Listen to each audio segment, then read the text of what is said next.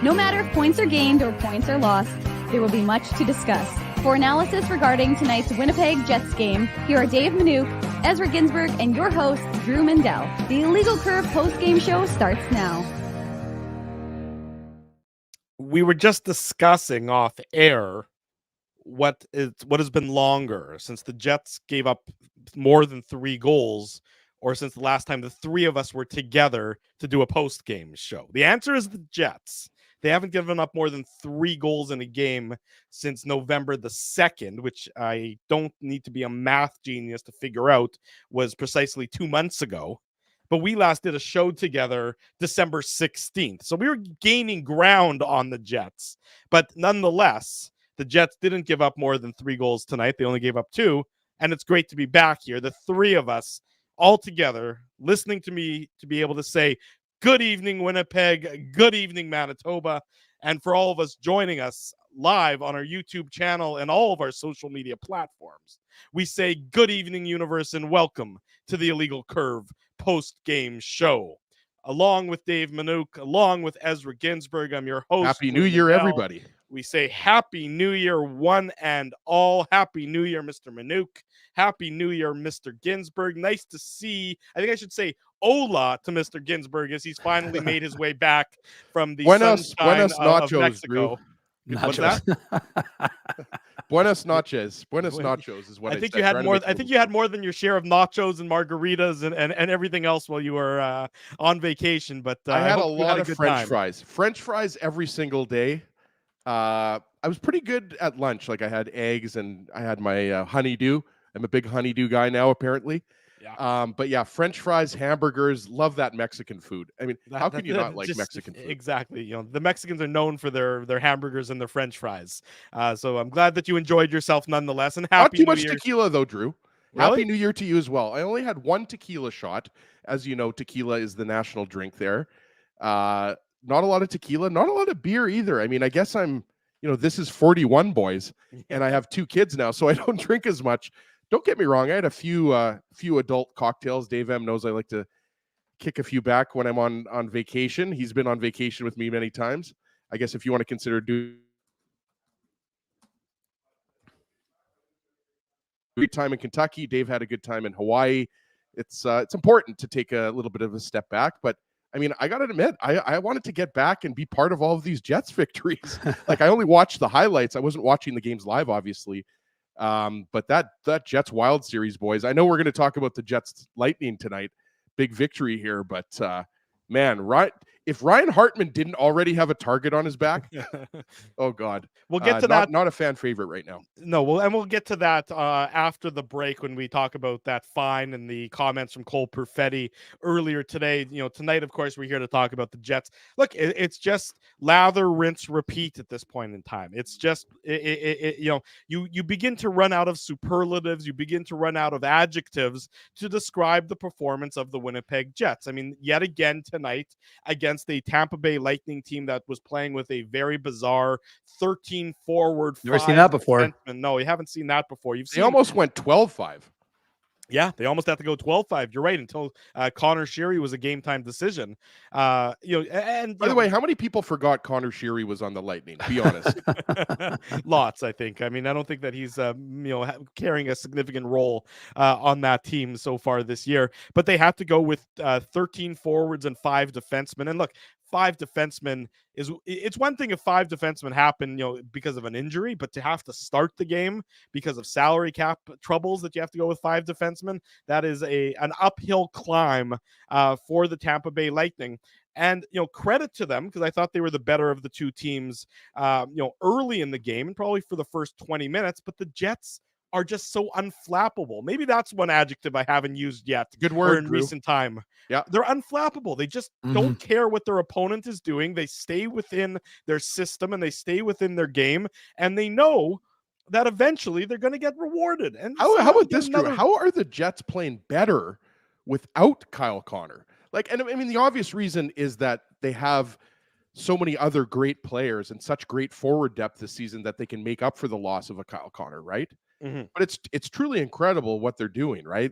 Without one of the best goal scorers in the NHL. I just wanted to say that. It's almost like you forget that Kyle Connor's injured, that could have been a big narrative here, guys. If the Jets were losing games, you would say, okay, well, they're out without Kyle Connor. He's their biggest offensive weapon. Right. But you've got Mark Scheifele and Cole Perfetti, Gabe Velarde, Axel the Sniper, Janssen Fjellby. Like, there's so many guys that are picking up the slack, right? Neil Pionk looked like a forward out there tonight, right, with that beautiful tip goal. So yeah, you kind of run out of. We said this before the break, or I said this before the break. You got to just start calling the Jets a really good team, whether you want to call them elite or a Stanley Cup contender or the best team or the second best team, third best team, whatever. They're just a really, really good team at this point. They've earned that you shouldn't be surprised that they keep winning these games. No, yeah, and the numbers bear them out, Dave, with the victory tonight. So the Jets obviously are perfect in 2024 so far, so that's a good sign. So is Czechia, Drew. Points in 9 straight games, which is a franchise record for the team now, having got the victory tonight. They're now 11-1-2 in their last 14. It's now 26 straight games having given up 3 goals or less. I mean, 26 straight is an incredible number. I don't care, if you're the 1975 Montreal Canadiens, that's an incredible number to have gone without giving up more than 3 goals. They're so aesthetically pleasing to watch. It's like watching a well-oiled machine or an assembly line that is working perfectly well and in sync with each other. That's how the Jets like watching the joy of painting, Drew. Yeah, sure. Whatever you want to call it. That's just how good they've been, Dave. No, I mean, I think there's no question about it. And good evening to both of you and a happy new year. I mean, you guys weren't there. For the end of season, as he and I did last year, we had a little fun with that Oilers broadcast as he brought on his fancy glasses. But not sure if Spency was in the hot tub, but unfortunately, I wasn't able to do the show. But there could have been another hot tub in Sage Creek, Dave. But it was an afternoon game. It wasn't a late at night game. You know what? The problem for me was that Dave M had to run to Canada Life. So unfortunately, that Moose game was well underway by the time I finished my responsibilities on this show. But of course, I wasn't going to hustle out because, of course, the fans and the folks wanted to talk about the Winnipeg Jets and that Minnesota Wild, which I suspect we'll be spending a lot of time on. This got a lot of coverage on illegalcurve.com today. Your source for all the latest coming out of Canada Life. We had everything on our YouTube channel and, of course, on the website.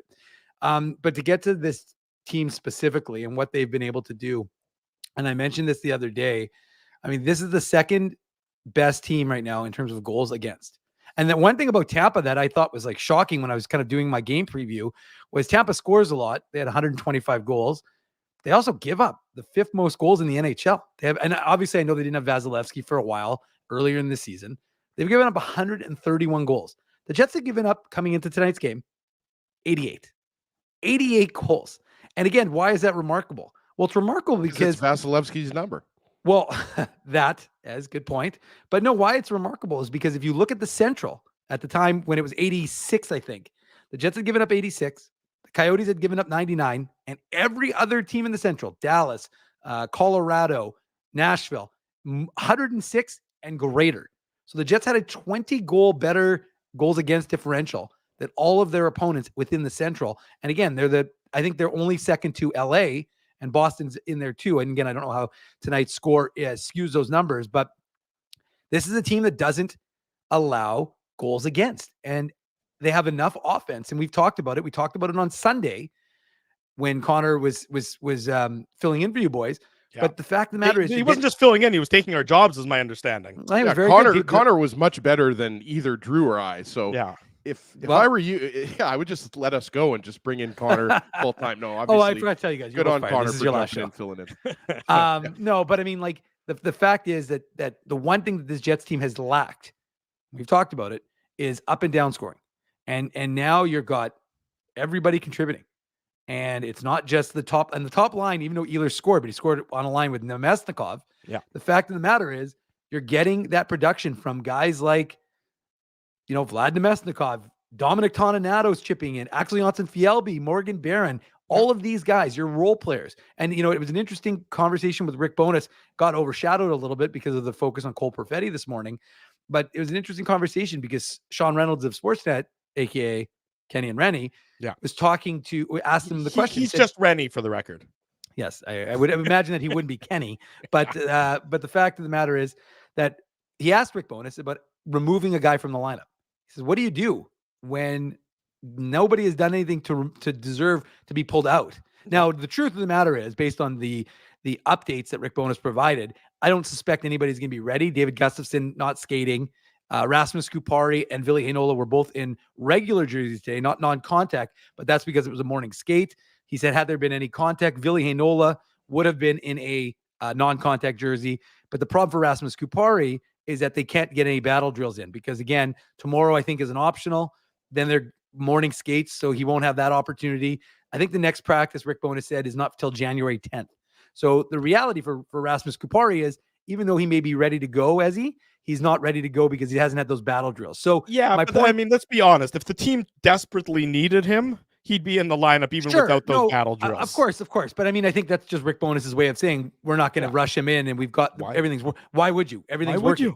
You're undefeated in 2024. Dave just mentioned is one practice in 8 days.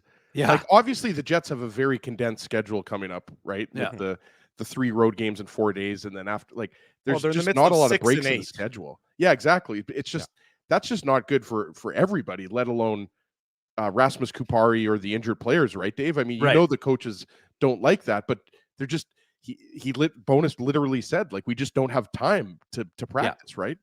Well, but at this point in time, again, it's all gravy for the Jets. I mean, well, I guess you can argue the Jets don't need a lot of practice right now. Well, you might want a little more time on the teams. special teams. Yeah, Special that's teams. the only thing, boys, right now that is not clicking, the way you would like. And I thought, there were chances tonight for sure. I mean, the Jets didn't have a ton of power plays, but that's really the only thing that you could point to. Aside from that, everything else is elite. We've talked about it, right? Like, this is 20 plus games now. The Jets have allowed 3 or less goals, right? Hellebuck, third star of the month.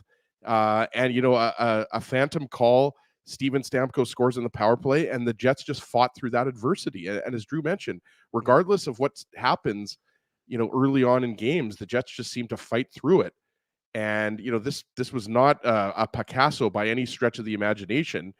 The Lightning battled hard right till the end, right? They made it a 2-goal game. Obviously, nobody thought the Lightning were going to tie that game up in the third period, but for the most part, the Jets took advantage of the fact that the Lightning were down to 5 defensemen, and they got contributions. Again, you got a goal from Neil Pionk, you got a couple goals from the second line, you got a goal with the fourth line out there. Morgan Barron, I guess, if you want to call that a fourth line goal, the empty net goal. So just really impressive overall, top to bottom, great team effort. Well, the play that stood out to me the most wasn't one that ended up, as a goal or anything, but Cole Perfetti, schooled Victor Hedman on that net drive in the third period. Yep. I mean, that looked like what Nikita Kucherov, that was a Kucherov type of play using his body positioning. That's right. I mean, and Cole Perfetti, Victor Hedman is still, Norris quality defenseman for the most part. You don't see him get put on a highlight reel like that very often, and it didn't end up in a goal. But that just tells you how much confidence this team is playing with, and how, Jay's comment that's on the screen right now, the Jets know how to grind these games out. They're just there's no fun in playing against this Winnipeg Jets team. I mean, Elliot Friedman and Jeff Merrick were talking about it on the 32 Thoughts podcast, that really all Minnesota's interested in doing is bullying their opponents. That's how they're successful, is by bullying their opponents. Mm-hmm. And the Jets were the bully against the Wild. They didn't get bullied. They were the bully. And as Elliot and Jeff both said, and you can find it on illegalcurve.com, is that, more and more people around the league took notice. The Jets are people are aware about the Jets and their success, but now they're becoming more aware of how, the Jets are just bullying the opponent, and they're so difficult to play against that nobody wants to play against the Jets because it's no fun, and they wilt. And that's what happened over 60 minutes in tonight's game. No disrespect to the Tampa Bay Lightning, but when you're only playing with 5 defensemen and you're trying to play against this Winnipeg Jets team, you're going to wilt over the course of the 60 minutes. And that's what the Jets did to them. They just sort of ground them into submission before they were able to get, the couple goals and the insurance marker to eventually walk away with the 4-2 victory. That's just how the Jets are right now. That's their MO. That's their style of play. That's why they're not any fun to play against, because they are just going to be tougher and harder, or at least for the last 3 months, basically 2 months, than their opponent, and that's the feather in the Jets' cap as they play these games night in, night out. Let's get into. Sorry, go ahead, Ezzy. Then no, I mean, just to add something to what you were saying, we had a comment up there right before. I mean, you're just seeing a connected team, a team that is all buying in to their system, right? And it doesn't matter who you're playing. I mean, obviously, the Jets recently lost to Chicago. They've lost some games, like they lost to the Sharks. They're not perfect. It's not like they're 36-0, but they were close to perfect in December. And what is it? 9 straight games now with a point. Yeah. And you're seeing excellent goaltending, but also a team defense in front of Connor Hellebuyck that doesn't rely on Connor Hellebuyck to steal games. Yes, he was great. One of the saves that stood out to me, boys, Brandon Hagel had a good scoring chance point blank off of a turnover. I forget if it was Neil Pionk, Dave, that turned the puck over, but Hagel. Yeah, it was Pionk who had the free pizza. I thought it was Pionk, who obviously redeemed himself because he scored right after. But Hellebuyck made a nice glove save on Brandon Hagel. I made a note of it. And it wasn't a flashy save. It was just Hellebuyck made it look easy. But the point is he makes those saves look easy because of his positioning and his tracking the puck and everything like that. So, it was an impressive effort, and they fought through. As Drew, I agree with you, Drew. The Lightning were the better team in the first period. If you remember, Scheifele had that really good scoring chance where Vasilevsky made a nice save. But what did they have? 7 shots on net. But it wasn't, I mean, look, the shots are always misleading, right? Or can be misleading, I should say. So, they deserved this game. This was not a game, in which Hellebuyck, you would say, stole it, or, the Jets got lucky. If anything, the Lightning got lucky because they shouldn't have really had that power play. So, I mean, I said this to Dave, and I'm confident in saying this now after game 35 or game 36. This is the best I've seen the Winnipeg Jets 2.0 play since the 2017-18 season. I feel confident saying that. It's not sarcasm. This is the best.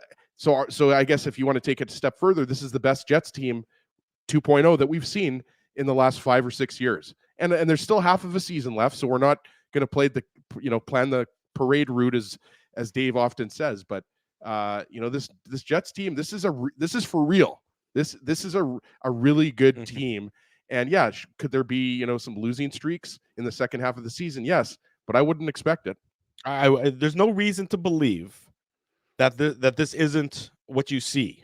That they're being propped up by something that's not sustainable. There's nothing artificial. There's nothing artificial. The goaltending isn't, they're not winning it based on the backs of goaltending. The PDO isn't 145 or anything like that, like the Vancouver Canucks is or anything like that. The Jets are just a damn solid team, and very well could be the top team in the Western Conference at the end of the night, depending what happens with the Vancouver Canucks and the Colorado Avalanche. And when you talk about the elite teams in this league, you do need to mention the Jets within that breath. And that's just the reality of where things are after 36 games this year. Although I was going to say, I'm sure Jets fans appreciate flying under the radar. They don't want anyone talking. They hate it when the national media starts paying attention to the Jets. So I suspect they'll be happy with the usual attention that the national media doesn't give the organization, which is very minimal. Well, they're going to go on the road. They're going to go to Anaheim and San Jose and Arizona. Why are they playing in California again, Drew? What's up with that? They've already played games in California this year. This would be, I would assume, the last West Coast this road is the year they're going twice that way.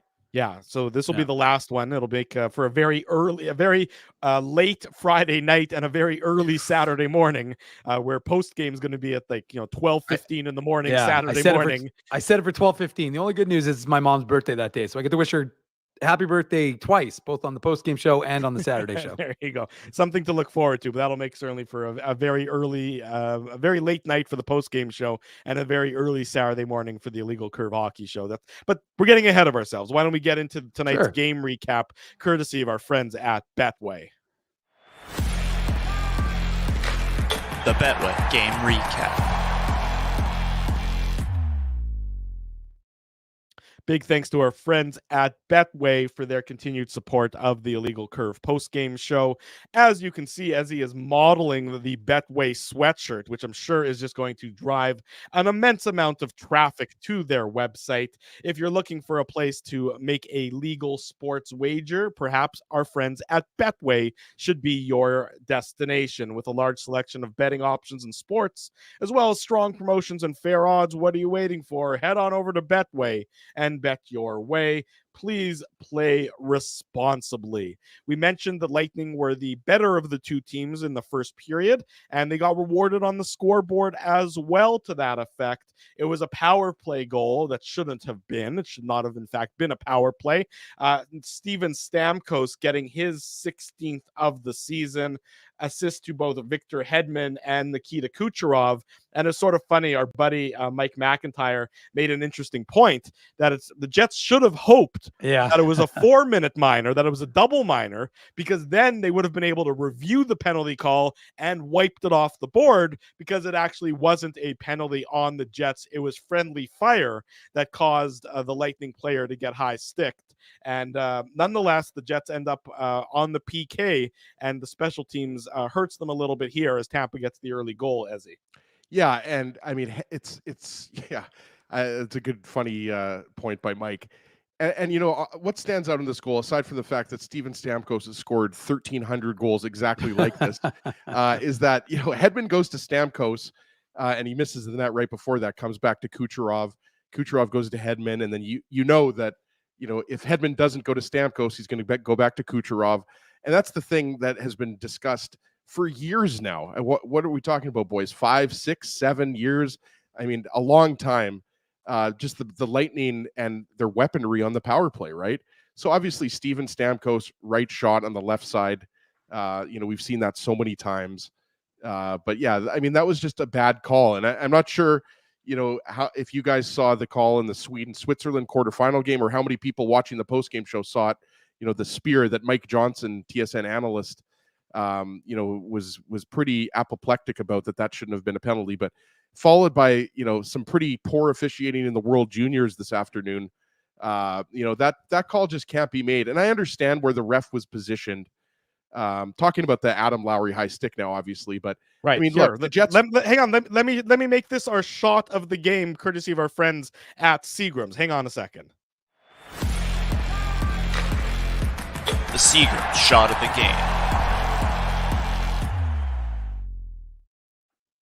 There you go. Usually the Seagram shot of the game is a shot on goal. Instead, we'll make it a photograph of the game. It's going to be the camera shot. As you can see here, Adam Lowry. Oh, credit our photographer here, Drew. Yes, of course. Colby Spence. No, Alexander James. Oh, it was Alex James today. Sorry, I didn't know which one of our great photographers. Come on, Drew. We're shooting the game. You, Dave, you gotta tee me up for these things. Sorry, I gotta tee you up. I didn't even know you were doing this. I know, it's fair enough. I probably should have said something to you. Alexander James is our photographer on site in downtown Winnipeg tonight, and he captures this shot that you can see on your screen. Adam Lowry is over here where my cursor is. As you can see, his stick is not all the way up over here, unless he is both double jointed and has the Tyler Myers esque length of a stick. Instead, it is friendly fire by the Tampa Bay Lightning player here, catching his own teammate. So this is Philip Myers catching his own teammate, yet the Jets get penalized for it. But nonetheless, here is the photographic evidence that this should not have been a penalty. It is also our Seagram shot of the game. Big thanks to our friends at Seagram's for their continued support of Illegal Curve Hockey and the Illegal Curve post-game show, whether it be with an actual shot on goal or a photograph of a great camera shot. Seagram's is a big supporter of our show, and we thank them for that support. Great camera shot here by Alexander James. I thought this was terrific. Great shot, and just a horrible phantom call. But again, I mean, the Jets end up winning the game. We got to talk about it still, though, boys. I mean, it could have had a negative impact on the outcome of the game. But I don't know what else you can say. I mean, the refs blew it there, Dave. There's not much else you can say to it, right? Like, again, you know, the Jets win. We're a Jets post-game show, so we're happy that the Jets win. We're not going to spend too much more time on it. Also, 500 plus people. Let's smash that like button. 500. These are good numbers, boys, for the first show of 2024. I love it. Attendance is growing both in downtown Winnipeg and here on the Illegal Curve post-game show. And I'm reliably informed, and you guys can all, and girls can all listen to this after, of course, you're done on the YouTube channel of Illegal Curve, that apparently Rick Bowness dropped a Seinfeld reference during his post-game media availability on Winnipeg, our friend Winnipeg Murat, saying something about his hair and a barber and stuff like that. So kudos to Rick Bowness for a little Seinfeldian comedy in the post-game availabilities. There's nothing worse than when you throw out a Seinfeld reference and the person's not familiar with the reference. Can we agree on that? I mean, obviously the three of us, a lot of people, but it's good to see that Bones is into the Seinfeld reference. Also, congrats to Ryan Bowness, named associate GM of the Senators yesterday. Yeah, that's exactly right. So kudos to him. So a good day for the Bowness family, no question about that. As Rick and his Winnipeg Jets team continue to shine, and then of course the Sun getting the promotion in Ottawa. So that's great all around there. So Tampa Bay, as we mentioned, they get the early benefit from the phantom call, and they take advantage of it. Like you've said, as Steven Stamkos has been taking that slap shot and scoring that goal for many a moon now, and it's 1-0 for Tampa Bay after 20 minutes. But to the Jets' credit, like we talked about, they're just not fazed by any of this. They just continue to play their style. They don't deviate from what has succeeded for them. They don't start chasing the game. And then at the 4:44 mark of the second period, that player number 4, Neil Pionk, gets his third of the season. Could have been his fourth. It should have been his fourth, yes, unfortunately, but for numerology purposes, it wasn't. We do have to be accurate, at least sometimes here on this show. Neil Pionk gets his third of the year, assist to Brendan Dillon and Morgan Barron. It was Barron's fourth assist of the year there, Dave, so you got that going for you. And it was the fourth line it was on. There you go. And it's the fourth line that's on. Exactly right. Another impressive performance by that fourth line for the Jets, by the way. They were all over the place and had a number of scoring chances up and down the line. But this is just a great play by Pionk to go to the slot, to go to the high slot, and a great redirection of the Brendan Dillon tremendous slap pass. I mean, again, this is just textbook hockey. Stick on the ice, get to soft ice, and make things difficult on your opponent, and the Jets get rewarded as such to tie it up at 1, Dave. Yeah, and I think the key though was the cycle. I mean, the Jets, like Tampa, is just, you've got two Jets who are causing just absolute havoc in front of the net, and then again, Neil Pionk ends up goes to the middle. Morgan Barron covers for him, and it's just a beautiful shot. I mean, it's a heads-up play by Brendan Dillon, and you could kind of see it materializing while we're perched high above the ice surface there at Canada Life. And, again, like he knows that he's not going to get it through, but Neil Pionk is unmolested in the middle of the ice, completely in some soft space. And it's just a beautiful tip. I mean, and it's just, and for me, the first period was very ho-hum. And these Tampa Jets games throughout the years, or Tampa Winnipeg games, I guess, if I'm going to go by the cities, they've usually been pretty good, entertaining games with a lot of energy. That first period I thought was absent a lot of energy. I didn't think it was a particularly good game. Good crowd, actually. I don't know what the final number was. It seemed like it was a good crowd though tonight. 14, I think about 14-1 is 14-157. Yeah, that's what I figured. It'd be somewhere over the 14 mark. But so it was a good crowd, good energy. But the first period didn't have that South-Least hate that we saw for the first few years when the Jets, of course, were in the Southeast division. And then the second period started to ramp up, and that goal, sure enough, gets the crowd up and excited and animated. And I thought Pionk, I think he had like 6 hits in the game. I mean, he was all over the ice, sometimes for good, sometimes for bad, as he mentioned that free pizza earlier. But that's just a heads up play by a veteran defenseman to tie the game and bring the crowd into it, because it's frustrating, when you're watching that game, if you're a Jets fan and you're thinking you're now down 1-0. Now, I think the point, as he made it, you watch this Jets team and you don't ever feel like they're out of it. Right? Like, this is not the old Jets team of old where they're down a goal or even down 2 goals and you're like, well, this team can't come back. This team has that ability. So you're not, but at the same time, you're watching and you're thinking you're now down 1-0 because of an error. And that's the unfortunate part. And so you're now, it's 1-1, kind of wipes that away, wipes that slate clean. And it was a heck of a nice goal by Pionk and a really heads up play, literally, by Brendan Dillon. Yeah, well said, Dave. And then the Jets, keep it coming. They keep it rolling. They keep the grind on. And I'm not talking about the dance floor at TYC. Alex Iafallo, his 7th of the year. It comes at the 9:13 mark, so a little less than 5 minutes later. It's not the game-winning goal, pardon me. Iafallo, his 7th assist from Cole Perfetti and Vlad Nemesnikov. And again, it's a cycle, and it's just the Jets are the Lightning can't handle the Jets along the boards. The Jets win board battle after board battle after board battle before the puck comes out into the soft ice in front of the goal. And this is what you're supposed to do against the Tampa Bay Lightning team that's only playing with 5 defensemen. Mhm. You have to grind them into dust. You can't let it be easy on them. It's not your fault that they have salary cap issues and that the NHL's system allows for a team to play one man short or one defenseman short in this time, and the Jets take advantage of it, and they just are too difficult and too big to handle on the forecheck, and the puck comes out, and eventually the rebound gets on the stick of Alex Iafallo, and he wires it past Andrei Vasilevsky to give the Jets the 2-1 lead just before the halfway mark of the second period. Yeah, and we got to give Cole Perfetti, a ton of credit here just for driving into the slot, right? And that's something, Perfetti, even though he's having a breakout year this year, that's been a little bit of the criticism. I mean, Kevin Sawyer on the broadcast asked him about, the increased physicality in his game, but that's what he does here, right, Dave? And he draws, I think it was Calvin DeHaan, if I'm not mistaken. I thought it was the second pair out there. DeHaan and Radish was the second pair. And what kind of happens there, and Drew, touched on this, just in the middle of the ice, the Lightning just, they kind of collapsed. And, Alex Iafallo, it was just, good on him for obviously being in that position to score the goal. But, Perfetti deserves a lot of credit for drawing a few Lightning players there. I forget who the forward was, if it was Michael Essimont or I know that I'm pretty sure it was DeHaan or Radish. You guys can correct me if I'm wrong, or the chat can correct me if I'm wrong. But I think Perfetti did some really nice work there. And obviously the second line, got a goal later in the game. Nick Ehlers. It was DeHaan and Perbix is who it was. Perbix, there you go. I think Perbix played something like 26 minutes. I thought he looked good tonight. I mean, yeah, 26-17 for right. Nick Perbix, guy who is certainly not a household name.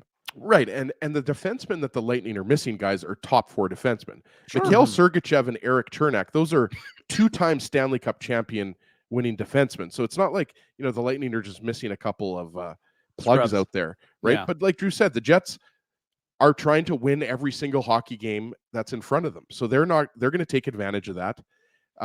So I think, that's what I wanted to highlight. I just love the fact that Perfetti it's not a beautiful assist, but he just forces his way into the slot, draws those Lightning players.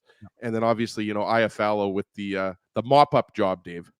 Well, I mean, I highlighted Perfetti's play earlier, the one that came in the third period where he drives on Hedman. But this is another example of him knowing where he has to go, and every Jets player knowing where they have to be, which is in front of the opponent's net. And that's where the good things are going to happen, Dave. And the Jets get rewarded once again for that on the second goal to make it 2-1.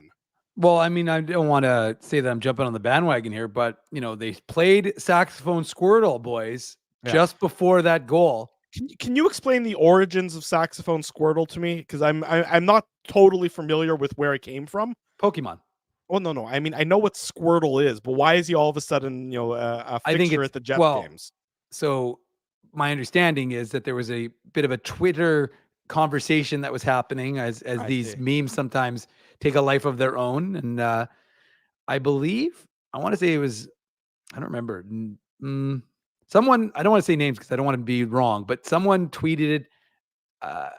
Someone basically got it going. The Jets picked up on it. They liked it. They brought it in. Quentin Robb, I can tell you that who works for the Jets and he does some of their video stuff, would have been responsible for that. So he brought it to the Jumbotron so there we go. A little TikTok thing. I don't know how much ZTM. That's right. I said Z because we're in Canada. It's not Z. Okay. KWB. Kenny's water bottle comes up with the answer. We're not a TikTok. We're not a TikTok demographic. That's true. Am I the only one also that doesn't understand Pokemon at all? I really do not understand anything about it aside from it's a yellow thing So sign me up. Someone needs to Are your take kids me into aside. Pokemon yet, Ezzy? No, It's coming. someone needs to take me aside Yeah. and just give me talk to me for 5 minutes about. I don't even is it a TV show? Yeah. I have no clue, and I'm admitting I need help. I Look, don't understand Pokemon. Next time my kids come up to you and say hello / punch you in the stomach, ask them about Pokemon, because they watch it all the time, and it's on in my house, and I don't pay attention to it because I don't want a full frontal lobotomy on a regular basis. But they certainly know what's going on and everything else along those lines, and they know each and every one of the characters and who's doing what and all that. So ask my kids when you see them at school next time, and they'll be able to fill or you I in could on just that be like Dark Moon and not care. Yeah, well, Dark Moon, look, you're gonna have to put up with our insane tangents on occasion if you want to watch this post game Is show. Tamagotchi is that Pokemon? No, is it that's a different? Yeah, see, I just don't know. And that's not a TV show. That's a little character you carried in your hand back when we were kids. Don't get it. Yeah, well, it's okay. I guess I need to spend less time on hockey and more time on Pokemon, Drew, because it's obviously now in pop culture. I know it's popular. I do know that. I know it's popular. I knew it was something when I posted it on our Instagram, and within seconds we had hundreds of likes. I was like, whoa, what's going on here? All right. Yeah. Jumping on the bandwagon. So the Jets are up 2-1 after 40 minutes, and they're taking it to Tampa Bay. And at the same time, when Tampa Bay has zone time, the Jets are doing what they've done so well for so many straight games now, which is keep it to the outside, keep it away from being overwhelmingly dangerous. It's one and done largely for the Tampa Bay Lightning, and that's what the Jets' recipe for success is and has been for a very long time. And then the Jets get a fortuitous bounce, and this comes at the 15-13 mark of the third period. And the Jets had a number of good opportunities before that to get that insurance marker. The two power plays that they had, there was the power play at the 2:20 mark of the third period when Kucherov went off for tripping, and then a couple minutes later when Vasilevsky went off for tripping. The Jets, particularly on that Kucherov power play, had some opportunities, had some scoring chances. They weren't able to get anything past Vasilevsky, and you're thinking this is going to come down to a goaltending duel and which goaltender is going to blink first, if any. And unexpectedly, it was Andrei Vasilevsky with just a terrible giveaway. Yeah, playing the puck like he's handling a hot potato. Looked like Connor Hellebuck there. Well, no, Hellebuck's been better with his. I'm kidding. I know. But he just puts it on the stick of Vlad Nemesnikov. And what I like about Nemesnikov here is there's no panic in him receiving that free pizza. He doesn't just have it on his stick and fire it right back into Vasilevsky or anything like that. He has the wherewithal to survey the situation and see that Nikolai Ehlers is coming as the trailer, and he tees up Ehlers, and Ehlers makes no mistake and and gives the Jets what ends up being the game-winning goal. Was the insurance marker at that point of time, and it's his 12th of the year assist to Nemesnikov, and it comes with 4 minutes and 47 seconds to go in the third period, Ezzy. Yeah, and you're right. The Jets had a lot of pressure, and they were having some scoring chances, and it was Connor Sheary who Vasilevsky was trying to hit with the pass. But you're right. I mean, this is just a mishandled puck. That's all there is to it. And you're right. I said that to Dave. We were watching the game here in the third period. Dave was there at Canada Life for the first two periods, as he usually is. And, I said to him, Nemesnikov could have easily just spun around and shot, right? But we know Nemesnikov is a very intelligent player. That's a veteran move, holds onto the puck. And I forget if Ehlers was necessarily tapping his stick, but you could see that he wanted it. And Nemesnikov was smart enough to not just turn around and shoot, but to go back and get it to Ehlers, who obviously buried the goal. And as you mentioned, that gave the Jets the insurance goal. Because up until that point, it was still a hockey game. Then the Jets go up 3-1, and you kind of knew it was over with the way, the Lightning had been playing in the third period, and, with 5 defensemen and everything like that, down a man. Yeah. So very smart play by Nemesnikov. But for Vasilevsky, one of the best goalies in the league, he rarely makes those types of mistakes. But that was a costly one. I don't know if you want to say it cost them the game, but it definitely didn't give them a chance to come back in that third period. Yeah, there's no guarantee that they were going to come back, but when it's a 2-1 game and there's 5 minutes to go, and you have guys like Stamkos and Kucherov and Point, then it's not unheard of, certainly not by a long shot, for them to come back and get an equalizing goal. But that one, you could just feel the Jets had done a pretty good job of controlling the pace of play. I would say to that point in time, especially in the second and the third period. But once that goal went in, Tampa Bay wasn't going to be able to stage the comeback. I just watched the replay, Drew. Sorry, Ehlers does tap his stick, so clearly, like I don't know if Nemesnikov hears it, but clearly he saw Ehlers at the exact time and decided to pass it to him as opposed to putting the puck on net, because he easily could have done it. I mean, he was right there. So just again, I mean, the second line was excellent tonight. Yeah, look, the Jets again. If you look at the upcoming schedule, this was the hardest of the games. I mean, Arizona, maybe you can argue Arizona, but it's not a taxing schedule moving forward for the next couple of weeks. Really, the entire month of January is not that taxing. You have teams like the Leafs at the end of the month, right? You have the Leafs at the end of the month, back to back. That last week of January, or the second last week of January, where you have Boston and Toronto, and then Toronto. That's the hardest stretch. But I mean, you got Ottawa and Chicago and Columbus and Anaheim and San Jose, and these are all teams. These are all non-playoff teams. That's my point. Exactly right. And you got the Flyers at home. They're a surprising team, and the Islanders at home. Look, there's no reason for the Jets to not have another very good month of January and getting off to the good start tonight. And then, of course, they get the fourth goal of the game.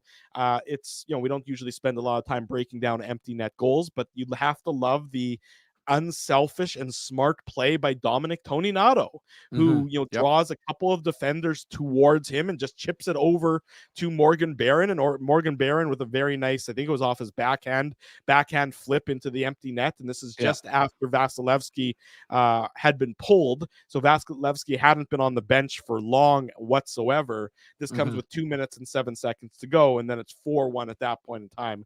And you certainly know that the Jets are going to wrap up the victory, even if Tampa Bay did get that second goal coming on the power play with 37 seconds to go. Well, and a credit to Vlad Nemesnikov, who gets the puck, in a danger zone for the Winnipeg Jets, retrieves it, and then very casually turns and flips it out of the end. And, then you got to give Dominic Toninato credit for making that play over to Morgan Barron. And look, these guys, you're right, Drew, we don't often break down empty net goals, but it's an important goal, right? It's a further dagger. It's a fourth line goal we do, Dave.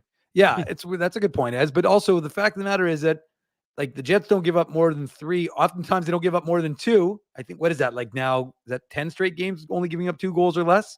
So, I mean, like, the Jets often don't give up more than 2. We know they don't give up more than 3, as Drew touched on to start this show 2 months ago today. So, I mean, the fact is that when he gets that fourth goal, it's good night, Irene. And I don't know who Irene is, but say good night to her, because the Jets aren't giving up any more goals. Well, enough goals to give up that lead. So, wasn't that a Sam Roberts song, by the way? Sorry, that was a tangent, but wasn't there a Good Night Irene or something song by Sam Roberts Band? I'll have to look that up. That's not my genre, so I'm not. As I research Pokemon, I'll look that up. Yeah, See if you can. You're looking up Pokemon, Sam Roberts songs, and Dave's listening to EDM at the same time. Yes. So although I will say, and I stand by this because he scored tonight, Alex Iafallo's "Poison" is the best goal song, bar none. There you go. People are saying it was Goodnight Eileen, Ezzy, I think. Not Irene, but maybe Goodnight Eileen. But I'll let other people look into that for us as we talk about the Jets. 4-2 ultimately is the final score tonight. Another victory for this Winnipeg Jets team before they head out on the road to play 3 in a row, Thursday, Friday, and Sunday, in 2 of those in California, and 1 which will practically be a home game in front of all the Winnipeggers that summer or winter in the Tempe, Scottsdale, Phoenix area. I'm sure. Drew, you're getting a lot of hate right now in the chat. For what? Eileen, come on, Eileen, come on, Drew. Oh well, I thought we were talking about Sam Roberts. But folks in the chat have to know said that Good Night Irene, Dave. That's what you said. Well, but I said Good Night Irene. It had nothing to do with Eileen. The point is that folks have to understand that Drew was born in 1926. So that's not really his genre either. I like big band though. Big band and swing were really popular. Once they added electricity to guitars, my mind was blown when that finally happened. That was a big milestone for me. Goodnight Irene was originally written by Gussie Lord Davis in 1886. Oh, that was Drew's second birthday. that was my bar mitzvah song, actually. All right, 4-2 Jets win. When we come back on the other side of these commercial messages, we'll talk about Cole Perfetti's comments earlier today with regard to what Ryan Hartman did on Sunday in Minnesota. That is certainly going to be a very interesting rematch coming up on February the 20th between the Jets and the Minnesota Wild. Don't go anywhere. Tough Duck, hardest hitting comment as well, and whatever is interesting that catches my eye from the Jets dressing room as well. Tuesday night, Jets win 4-2. Drew Mandel, Dave Minuk, Ezra Ginsburg with you. Smash the like button if you haven't already done so. Don't go anywhere. It's the Illegal Curve postgame show. Your coworkers love you because you always make them laugh. You're the life of the party with stories that have them rolling on the floor. Or maybe you're just the quiet one in the corner with the one-liners that just slay. Do you have what it takes to become Winnipeg's funniest person with a day job? Try your luck. Hit the stage at Rumors Comedy Club, and you could be walking away with $1,000 cash. Winnipeg's funniest person with a day job. Presented by Rumors. For all the details, head to rumorscomedyclub.com. So you're a pizza person, you married a wing person, but somehow your kids are salad people. You can't pick your fam, but you can pick your BP meal deal, starting from $18.99 for takeout or delivery at bostonpizza.com. The game can change just like that. Accidents happen when you aren't protected. So now what? Getting to your injury quickly can make all the difference. Help prevent them from being game changers with Linden Market Dental Center. Bonding, crowns, bridges, and dental implants. State-of-the-art treatments are available to help you get back in the game. To learn more, visit lindenmarketdentalcenter.com. Creating smiles for life. Whoa, Ezzy, everything okay? You look stressed. Of course I'm stressed. We're moving, the house is upside down, the kids failed miserably at packing the fine china, and my life is in chaos. Chaos! Yes, that does sound like a problem. What am I going to do? Ezzy, relax. Rolly's Transfer Moving and Storage is the answer. With 60 years of experience in moving Manitobans and a track record of exemplary customer service, one call to Rolly's and your stress is gone. No job is too big or too small. Just visit Rollies.com and they will take it from there. Thanks, Dave, and thank you, Rollies Transfer Moving and Storage, online at Rollies.com. Boston Pizza harnessed Fanalytics to test if the game is better at home or at Boston Pizza. The results are irrefutable. Catch the game at Boston Pizza, powered by Fanalytics. For 3 generations and over 80 years, Tough Duck has been making apparel that works and plays as hard as the people who wear it.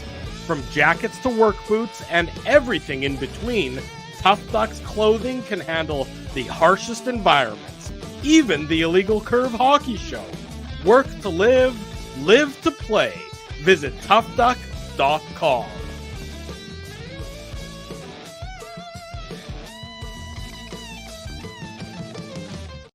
All righty, a couple minutes before the bottom of the hour. It is Tuesday night. Drew Mandel, Dave Minuk, Ezra Ginsburg with you. Let's go through a couple programming notes. So on Thursday, we're going to do the post-game show. That'll be after the Jets and I honestly don't know if they played Sharks or the Ducks first. Okay, it's the Sharks. It doesn't matter. No, it's the Ducks. No, it's the Sharks. Isn't that the 9:30 game? The start though? Yeah, the Thursday game is 9:30. I thought, I'll be honest, I thought that the Thursday game was the 9 o'clock and Friday was 9:30. But it's the other way around. So Thursday against the San Jose Sharks, which means that post game will be Friday morning at about 12:15 a.m. So be sure to join us back here. Drink your coffee, take a nap, whatever it's going to take for you to join us back here for the post game show in the wee hours of Friday morning. And then again, later on that same night, Friday night, right about 11:45. 5 p.m. Central Time. We'll do the post game after the Jets and the Anaheim Ducks. And then Saturday morning, 9 a.m., it will be the Illegal Curve Hockey Show. So a very busy Thursday, Friday, Saturday for the three of us, which means it's very busy for all of you because you are obligated legally, whether or not you know this, to join us for each and every one of those shows. So thank you for all of your legal commitment to that. And too bad your lawyer says you cannot be consulted about changing that rule. Here's courtesy of our friend Mike McIntyre. Here's what Rick Bowness had to say in addition to making fun of Murat's haircut. Tonight wasn't a Picasso by any stretch early in the game. But when we got our legs going and started to play Winnipeg Jets hockey, when we get committed to that, there's not a team in this league we cannot beat. Continuing on, talking about the Jets having now gone 26 straight games of allowing 3 goals or less. Quote, listen, the guys have all bought in from day one. That's what it is. It's just a complete buy-in from everybody. As you can see, the good feelings were existing for the Winnipeg Jets and, of course, their head coach, Rick Bowness, in making fun of our good friend Murat and his haircut, which I haven't seen. Dave, did you see the haircut? Do you have any insight you can he got a haircut. He chopped it off. It was looking good. I'm not I'm not in a position where I can talk about other people's hair because stay in my lane and Team Baldo. But if you can give some insight, Drew, you just choose to shave it off. Yeah, that's right. We'll just go with that and pretend that it doesn't grow like, speaking of Seinfeld, like I would grow a very good Costanza-esque style haircut. Drew, if it makes you feel better, I've been noticing Big Daddy's been getting a little more bald hair up top there. Oh boy, the forehead's growing. Your forehead's growing as is sort of what it looks like. It's growing backwards there, Big Daddy. I'll say this: I thought Murat's hair was good. I mean, they went with the barber reference, but to me, it was almost like a little more low flow, like the shower episode. But I look, if Rick Bowness is making that post game reference, and again, we're going to listen to that chat just as soon as this show ends, not a moment before. It is available on our YouTube channel. Kudos to Rick Bowness, because that's we can always appreciate a little Seinfeldian humor. But I thought Murat's hair looked good. It was a little different, but again, I agree with Drew. I wear a hat 90% of the time, so I'm not one to talk about other people's hair. Okay. People have asked me before, why does Dave always wear a hat? And my answer is always the same thing. He just likes wearing a hat. I mean, what else is there to say? That's a good answer. That's a very diplomatic good I've answer. known Dave for 20 plus years. He's always been wearing Are there really a lot of people asking you that question? I mean, you just like wearing hats. He's got an extensive hat collection. It's true. Although I only wear this he one. just likes to wear hats. Are there really a lot of people asking you that? I get actually asked that by maybe not so much lately. I mean, I don't go out as much as I used to, but people would ask more so now that we're streaming as opposed to radio. But even when we were on radio, we would take pictures of us in the studio and everything. And Dave would almost always be wearing a hat. Okay, let's move on to the Cole-Perfetti Ryan Hartman situation from earlier today. So, Dave, you were there. You were in the scrum. I was. My eyes lit up like It's the first time ever. It's the first time ever, Drew. We've never cared about what Rick Bowness had to say after a morning media availability. Dave immediately could feel the hits that were coming to illegalcurve.com to pick up on that audio. Bring it.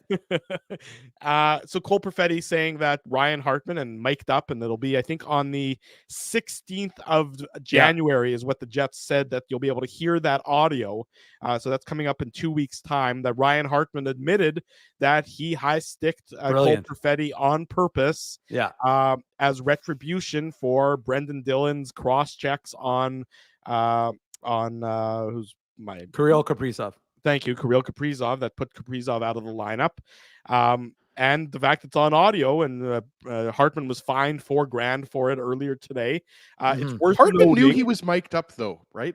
But it's worth noting that I would say it if he knew he was mic'd up. For the record, as they do have it is on the board. So before the game, they do see who is mic'd up and who isn't. That's what I'm saying, right? Like, let's be honest. Ryan Hartman isn't a Rhodes Scholar. He's one of the. How many times has he been suspended? 3 times and fined 7. Fined 7. Suspended 3 times, right, and fined 7. Yeah. So again, sorry to cut you off, Drew, because I know you want to continue, but no, you're fine. Just why? What was he? What an idiot! I'm sorry, but what is he do? First off, Why are you high sticking Cole Perfetti when he had nothing to do with the Brendan Dillon? Sorry, we haven't all been together in about 16 or 17 days. I'm going to go off here. Ryan Hartman is classless. He is a classless hockey player. And to high stick Cole Perfetti on purpose and then admit it to Cole Perfetti, you could, first off, he could have injured Cole Perfetti worse. He could have taken his eye out. That could have been a much more serious injury. And especially Perfetti's a second-year player. And you're picking on the Cole smallest Perfetti, guy too, Ezzy. like just classless. You are I don't care if Ryan Hartman. I'm obviously he probably doesn't listen to the post-game show, but you are a classless hockey player, and you should have been suspended for that garbage. That's garbage. So that's what that is. Go ahead. I was going to say it's worth noting that the NHL, because of the agreement with the NHLPA that allows players to be mic'd up, cannot use that audio in consideration of any additional supplemental discipline. Right. So that can't be a factor, even if the NHL does know what Ryan Hartman said. But, what I liked about it is that two things. One, Perfetti just took it in stride. Like in the course of the game, he just said, okay, that's fine. I'll go get my stitches and I'll come back. And he didn't say anything about it on the bench because when asked about it earlier today, Rick Bowness said, had we known that, it would have been dealt with. And you can read between the lines there. You don't have to read too closely. Right. That means it would have been dealt with swift on ice justice and fisticuffs. Yeah, and you know what? Credit Cole Perfetti. First of all, just to disabuse folks of this notion, not folks in this chat, I suspect, but others. And I put this out there not because I need to be a public defender of Cole Perfetti, but I thought it was worth it. You and Mike McIntyre have a bit of a bromance going on today. Twice he approved of your tweets and quote tweeted them to provide additional analysis. I mean, Drew, when you're hot. But the fact of the matter is that Cole Perfetti didn't come into this media scrum with us today and say, oh, by the way, guys, I was mic'd up. Let me tell you what he said. Yeah. He was asked a direct question, were you mic'd up? Which is public information. I mean, the Jets put it on the board, so that. So it was weird because people are like, he's a snitch. I'm like, how's he a snitch? He literally was asked a direct question, were you mic'd up? He answered, and then he went into it. So I thought that was unusual. And the fact of the matter is also so explain this to me. Dillon fights Middleton. Yeah. So Dillon does the deed, which again, you can have a whole conversation about the cross check. I mean, to me, it's a 2-minute penalty. That's the extent of it. But Dillon does the deed on Kaprizov.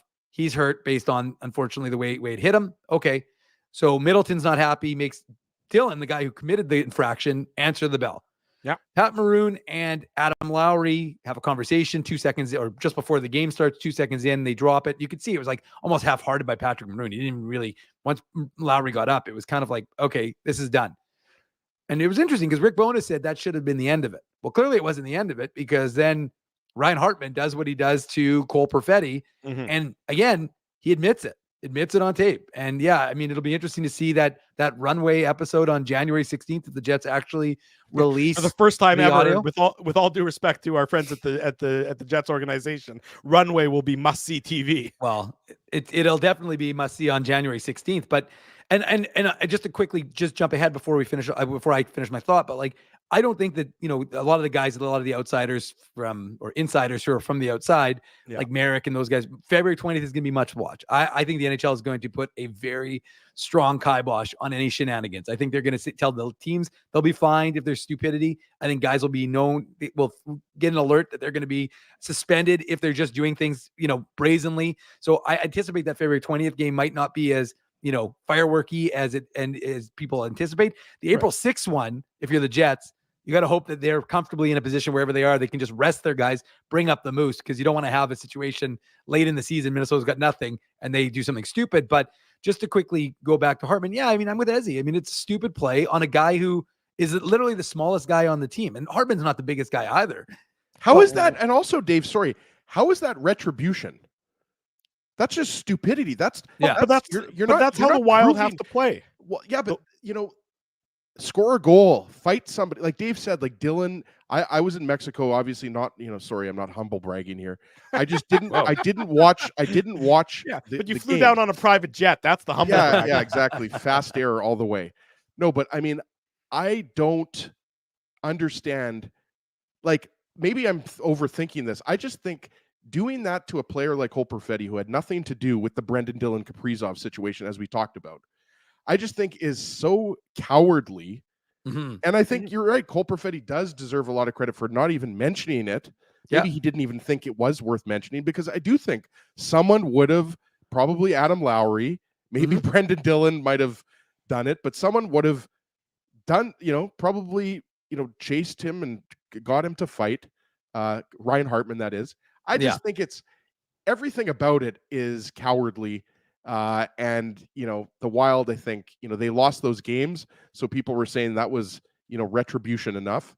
I just think, again, the NHL Department of Player Safety, when someone intentionally high sticks a player, you have to do better than just a fine. He's got to be suspended for at least a game, if not 2 or 3 for that one. Well, we talked about why they couldn't use the audio, in their consideration. And look, we talked about it at the beginning of this program. The Minnesota Wild, succeed by playing bully ball, and when the Jets were not bullied by them, and in fact were the bully instead, that that tells you all you need to know about the Jets and where they're at right now, that they went up against a team that can only really be goon-like. I'll use that G word there. And I don't think that they're goons by and large, but that they definitely play with a very physical edge to their game. And the Jets don't blink an eye about that. And they go in there. And I mean, and not only do they punch them in the face, they also punch them on the scoreboard as well. And Hartman-Perfetti, they said, basically, look, the getting the 2 points and getting the win in Minnesota, sweeping the series, that's retribution enough. Yeah, I mean, look, I think the other thing that we probably should mention is the fact, while Drew has a little bit of a cough attack, is the fact that credit Hartman-Perfetti for not saying anything, right? Because he could have changed the whole tenor of that hockey game if he runs his mouth in the intermission and says, "Oh yeah, Hartman told me." And we don't know exactly when it was, because it was after he got stitched up. I'm not entirely certain when, because he didn't reveal that when the nugget was dropped by Hartman.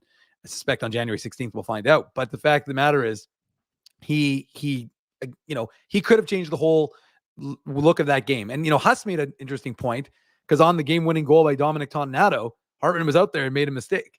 So it's just interesting to see what would have, it could have changed everything. Instead, the Jets win it. And it's more important to win the game. At the end of the day, you got 4 points. Colorado and Dallas, even though I think they both lost tonight, or Colorado was Avalanche losing. won in overtime. Avalanche won in overtime. Oh, did they? Okay, so Avalanche ended up winning. So it was from behind though, Dave. They were down. So yeah. So the Avalanche come back. So they're in first still. The Jets leapfrog Dallas or move ahead of Dallas since they were tied. And again, the other teams are maintaining that pace. The Arizonas and the Nashvilles. Although I think Nashville, did they lose today, Drew, or did they win? They're playing Chicago. You're muted, Drew. Sorry, I'm choking to death here. Nashville, my voice is finally going. It's been on the verge of going this whole time. Sure. Nashville won 3-0 against Chicago tonight. Not a surprise. But apparently, anyway, by the way, Ryan Hartman did something stupid against Calgary tonight. Well, I saw that in the chat. One of our chat. I don't know what it was though, Drew, but apparently he did something that fans are talking about. Yeah, I didn't see what it is. So if somebody can shed some light on that, then look, when that's just how that's how they're playing right now. And that's, he's becoming public enemy number one in more than just one city. Whether or not that's going to translate on the ice into success. That's they lost. They lost again. Yeah, they lost to the Flames. So not exactly a ringing endorsement right now. Again, they came. Sorry, Azzy, I was just going to say quick. They came in hot, 4 straight wins. Now they've lost 3 in a row. And again, it was always a question of if you looked at a team, that was a lot of Iowa Wild level of talent. You lose Gustafsson in that. You lose they got Zane McIntyre, who hasn't played since 17-18, I don't think, or 18-19, as the backup right now to the Flower. And he's chasing Patty Roy's wins total right now. He's looking for it to tie it. But I'm just saying, if you look at a lot of the guys, it looks like they're the Iowa Wild. So I mean, that served Nashville well last year.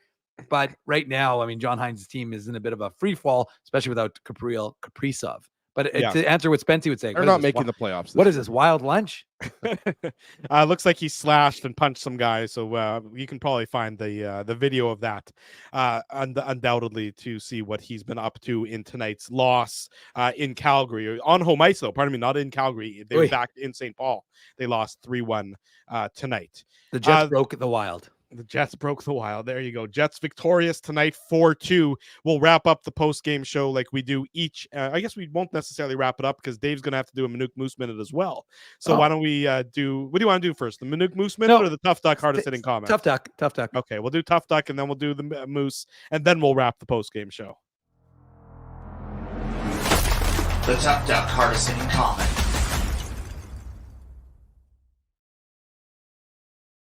Big thanks to our friends at Tough Duck for their continued support of the Illegal Curve Hockey Show and the Illegal Curve Postgame Show. When there's more than 500 of you watching, as there has been at various points in time in tonight's postgame show, that means there are going to be many a quality comment.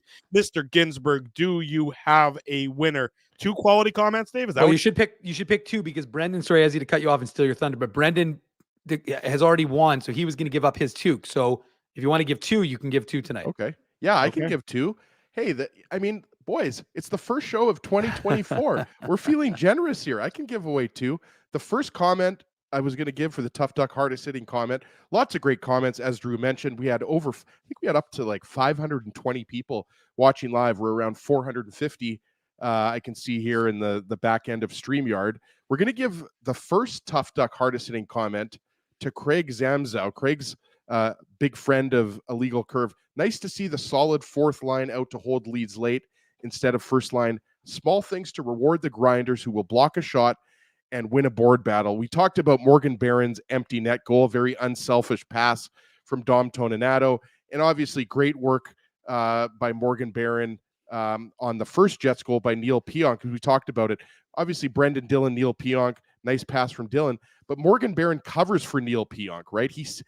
Right, Dave? Barron sees that Neil Pionk's going to the slot, so he covers for him. So I love that comment. Love the goal from Neil Pionk. It was obviously the tie-in goal at the time. So Craig, send me an email, ezra@illegalcurve.com, or you can slide into my DMs on X/Twitter @ICSEG. Send me your mailing address.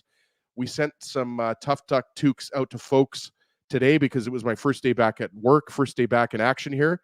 So Craig's going to get himself a Tough Duck toque. It is getting colder soon, boys. It's been very mild lately, but it's supposed to get much colder this weekend. So you're going to need that Tough Duck toque. And here, I'm just going to go through the starred comments that we have here. We're able to star comments in the back. Technology is mind-blowing. The things we're able to do in the back end. Well, it's handy for the Tough Duck hardest hitting comment. It is handy for the Tough Duck, we have lots of good comments. So we're going to give the second one to Phil Smithson, also a very good friend of Illegal Curve, longtime listener/watcher. Biggest difference compared to other seasons, especially the last 2 months.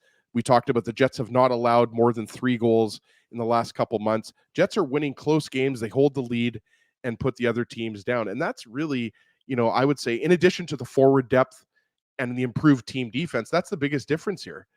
The Jets are, they're winning a lot of close games. They were losing a lot of those close games last year. If you remember how many times the Jets lost in the shootout or overtime, the Jets have been excellent against the Central, excellent against the Eastern Conference. So Phil, send me an email, same email address, obviously, ezra@illegalcurve.com, or hook up with me on Twitter/X with your mailing info, and we will get that Tough Duck toque out to you as well. So congrats to Phil and Craig.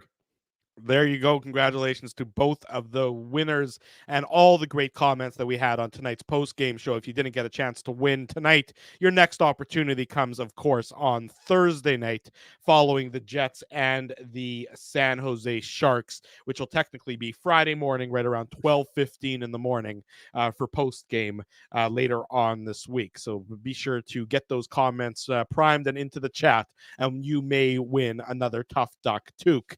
We'll wrap it tonight with, like we always do, the Manuk Moose Minute.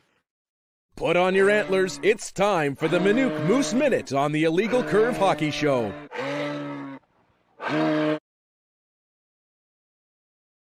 Well, the Moose and the New Year's Eve afternoon game is a staple of Winnipeg and the Moose.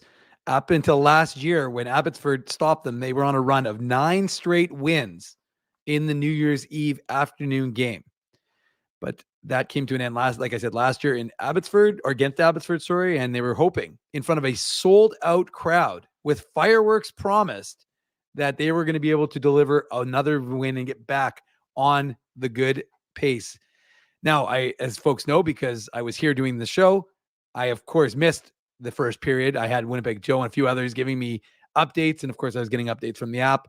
But the only thing to report from that first period that I know is that Brad Lambert scored his team leading the 2022 first rounder of the Jets, the other first rounder, I should say. Don't want to cut off Rucker McGroarty, but Brad Lambert scores his 11th goal of the season. That's his team leading 11th goal.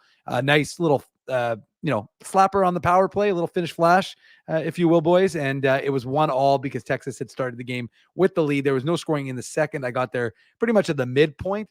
And then all the way from Flin Flon, Manitoba, as Ashton Sautner scores just actually a beautiful snipe. Good pass by Jeff Malott with at the 11:43 mark of the third period. That's his 5th goal, which is a career high for the veteran born in Flin Flon. He was not raised in Flin Flon, but he was born in Flin Flon. So anytime you were born in Flin Flon, we mention it. We mentioned that John Ginsburg was born in Flin Flon. And we also mentioned when Craig Button presents Dennis Beyak. Well, we're going to talk about with that beautiful Flin Flon Bombers jersey. Yeah. Which and also, Craig was teary-eyed. We'll get to Dennis. Yeah, we'll talk about Dennis after. I mean, we'll hopefully be getting Dennis on the Saturday show. I'm not sure if it'll work out this weekend, but in the future. But yes, yeah, always nice when you mention the Flin Flon Bombers. There you go. And then the aforementioned Brad Lambert, he takes a ill-advised penalty. So with 18-18 to go, Logan Stankoven, the rookie for the Stars, very good, one of the leading scorers. I think he's in second right now behind Maverick Bourque. He scores to tie the game 2-2, and you're like, okay, well, it's going to go to overtime. I will say, and I should mention because this is important, 7,639 were in the crowd. Ashton Sautner's goal won all those folks free pancakes. So folks were quite pleased with the state of the game, because in Manitoba, we love everything for free. So folks were happy with their free pancakes, and they weren't happy with the fact that it was a 2-2 game. And then disaster strikes. About 37 seconds later, the Moose a little bit on edge, and Alex Petrovic, the big bruising defenseman who actually took out our guest, Wyatt Bongiovanni, on Saturday. He took him out with a pretty hard boarding, no call, because the Moose were up 2-1 at that point. A little game management from the officiating, I thought, because it was a pretty clear board.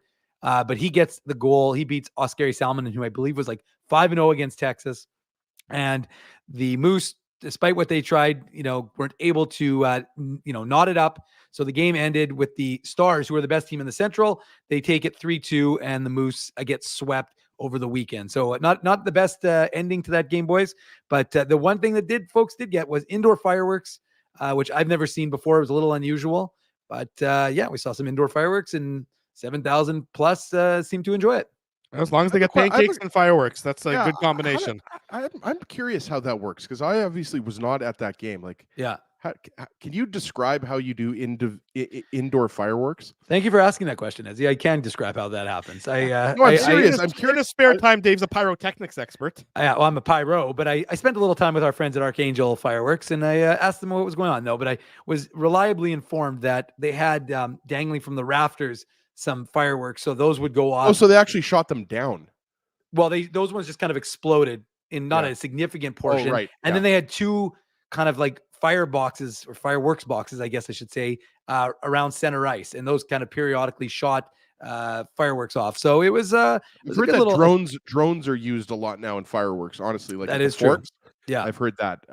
But aside from that, don't really know a lot about fireworks. And I'm just going to throw up Dan Jets fans' comment here, because some of those firework booms were deafening. The funny part was, I think they were expecting to do a countdown, and before they even began the countdown, the firework went off, and it wasn't like a little one. It was like a boom. So I jumped out of my chair. Everybody was a little caught off guard by that. So all in all, it was a lot of fun. And like I said, the 7,000 plus in the crowd had a good time. So the Moose are playing Belleville next weekend. We'll have, I think, sets of tickets to go to the Senators game to see the Jets of tomorrow. Well, not today, but next weekend. So we'll give those away on Thursday and Friday. And Dave, if I can mention, sorry, Drew, go ahead. I was just going to say, then you have to stay up late Thursday, Friday in order to get your chance to win tickets to see the Moose on the weekend. And as you guys know, I work at Hockey Manitoba. I do the communications for Hockey Manitoba. I want to mention, too, that is a minor hockey weekend. There you go. There's going to be a lot of minor hockey teams from across Manitoba in attendance. So got to get that in there for Hockey Manitoba. So it's going to be some exciting Moose hockey this weekend for sure. There you go. It's going to be exciting all around. We're next in action on Thursday following the Jets and the San Jose Sharks. It'll be a late one, 12:15 a.m. Eastern, 12:15 a.m. Central Time. Technically Friday morning. I don't even know where the hell I am anymore. My voice is going. So we'll say that's it for tonight's Legal Curve post. No, Drew. You got to mention. You got to mention Dennis. Oh, yeah. It was his last broadcast. He's retiring. He did the World Juniors as he's been doing for so many years, and TSN, I'll give them credit. Very classy tribute to him, presenting him with that Flin Flon Bombers jersey. Our friend Craig Button presented it to Dennis on the broadcast, and. Look, Dennis has been he's a top shelf broadcaster, and he's an even better human being. And from day one, even he didn't need to necessarily treat us with the respect and regard that he did, because who the hell are we? But that's just the kind of guy that he is, and he deserves all the accolades that have been coming his way all day today from all spectrums of the hockey world. And we will echo that as well in saying thank you to Dennis, congratulations, and a well-deserved retirement, but he can't get away from us that quickly. We'll again talk to him, hopefully coming up one day. I texted him already, and then he said, you know what his response was? How'd you get this number? Yeah, exactly. That's what I figured he would have said. Drew, I just want to say, and this has been said many times before, but Dennis, as you mentioned, he's an even better person than he is a broadcaster. He treats everyone exactly the same. He treats everyone with respect, class, humility. Doesn't matter if you're a professional hockey player or you're just an average Jets fan. The amount of people that Dennis has affected in a positive way, I mean, it's just endless. So, I mean, a great broadcasting career. And I agree. Just an awesome send-off by the crew at TSN today. Yes, indeed. Jets win 4-2 tonight. Oh, I don't get to have a final little memory of Dennis. Like, what's going on here? Go ahead. Yeah. Sorry, Drew. I didn't. What about when you had to pay Dennis's parking, Dave? Talk about that. I forgot about that, actually. I gave Dennis my visa. That's true. But actually, I forgot about that. As good memory. See, that's one thing about Ezzy. He may sometimes have a spotty memory, but Drew, I always remember when Dave pays for somebody else's parking, because as you know, Dave never pays for parking. In fact, we only use Grid Park. That's right. Exactly. I was going to say, although we pay for that, but we just have to, we get such a good deal. Those guys actually, speaking of that, there's going to be a commercial being shot hopefully very soon that will be, having you all in stitches and enjoying things again. We're going back into the studio.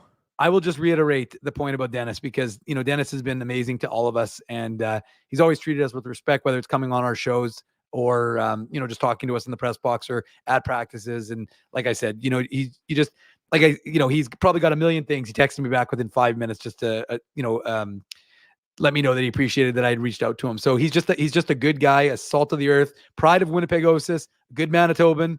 And, we'll miss hearing him on the call, but we won't miss talking to him, because we'll try and maintain a connection to him as best we can, and hopefully with all of you on some of these shows. So I did try and get it for the summer, and then I said maybe we'll try a little later. So we'll try and get Dennis on one of these shows sometime, because he's always great to talk and share memories. The guy spent 10 years in the city with the organization, and so it'll be a lot of fun to catch up with Dennis.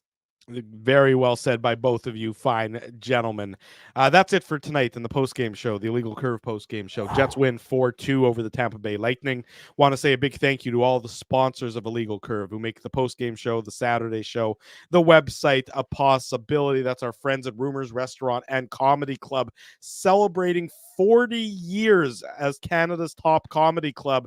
It was 40 years ago, 1984, that Rumors opened their doors and brought comedy to the city of Winnipeg. So congratulations to our friends at Rumors. They're going to have big celebrations all year long for their 40th birthday.